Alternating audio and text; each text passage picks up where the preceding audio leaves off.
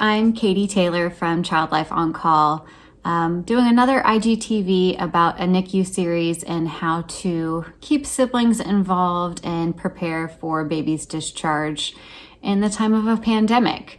We know that siblings aren't able to go visit like they usually do. Not even mom and dad can actually go at the same time in a lot of places. So we want to think about those older siblings and how to discuss big topics with them and how to prepare them for coming home. As I say with all of my videos and whenever I'm talking to parents, they have to take this advice and these suggestions and do what feels right for them. No one family is the same, and so everything is a unique situation. So some things may apply, some things may not apply. Just do your best to take it all in and then make a decision for yourself. So when anything big happens in a family, I think it's a good idea to just kind of have a sit down. It doesn't have to be a formal meeting, or it can be, but just have all of the immediate family members there. And when you're talking as a family, you want to kind of lead the discussion based on the youngest person in the room so that you're not going over their head. And then if the older kids tend to have questions, you can say, hey, we can talk about that later, or, hey, after we're done talking with your little brother or sister, let me talk about that with you one-on-one because I want to make sure you have the answers. So in this family meeting, I think it's important to acknowledge what's happening and address the answers to the questions that you do know.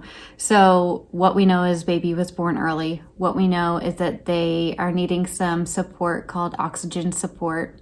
We know that they're working on feeding and that they're working on growing. And we know that there's specific people in the hospital who work with these babies each and every day, and so they're getting great care. So you can also acknowledge that mom and dad may be feeling a little bit different lately, exhausted just from being pregnant and giving birth and now having a baby in the NICU and having things at home and in the middle of a pandemic. You can talk about feeling exhausted. You can talk about feeling emotional because what that does is it's going to show your kids that you're not afraid to talk about your feelings and face them head on. So while you're talking about that stuff, say, mom may be really tearful lately, and that's nothing that you did wrong or that I did wrong or the baby did wrong or even that anything is bad right now. It just means this is how I'm processing what's happened. But when I cry, this is what I do to help pick myself back up. So you can start modeling that behavior that you're upset, you're showing that you're upset, but you have a way to handle it.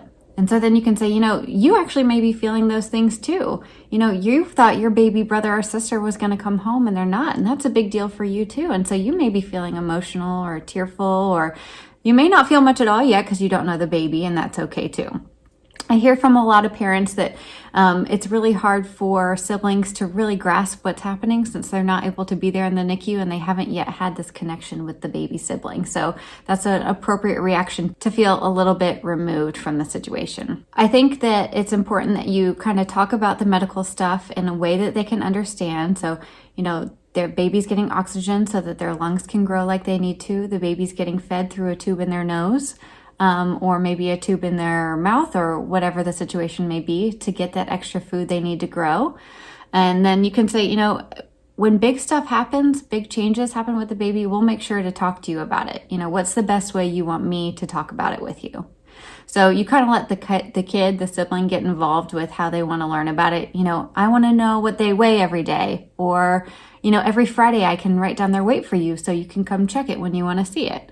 But it's just kind of letting the sibling have a little bit of involvement in the medical care. I also love when siblings actually write down questions. And if they're not quite old enough to write questions yet, you can write it out for them or write it together. Bring it to the hospital and let the nurses and doctors fill it out, okay? So these are humans taking care of humans, and they want to give care to your entire family even though they haven't met siblings yet. So they would love to just write a little note to a sibling that says, hey, baby's working on this, and it's almost like a pen pal situation. And so you'll get to know caregivers in the hospital, but I kind of love the idea of just connecting the hospital staff with the sibling at home. Other things siblings can do, they can help with things at home. So whether it's getting the nursery ready, organizing diapers, or just, keeping things going in a productive way at home, just you want to reinforce that that is so important and so helpful. So while they can't do anything directly with the baby right now, doing things at home help mom and dad be able to give support to the baby to be able to get home sooner. And last but not least, what we all want is just to make a connection with the sibling who hasn't met their sibling yet. Some babies are 3 months old and still haven't gotten to meet their brothers or sisters. So one of my favorite activities to do, and it just is kind of a tangible way to pull two siblings together, is having a sibling on cardstock. They can even trace their hand or they can use ink. Okay, so it's a handprint of their own hand and you can send it into the hospital, and then you can have the nurse help you do a baby handprint. And so what you do is you have a big handprint of the sibling and the baby inside of it. You can bring that home back to the sibling. If you want to be really cognizant of infection control, then what you can do is have at the hospital, have them make a handprint or a footprint and then bring that home to the siblings, and then they can work with that there. So things are going back and forth from the hospital. I also love the ideas of just creating little jewelry. So maybe a sister can create a little bracelet with the baby's name on it and their name on it. So it's a bracelet that connects the two of them.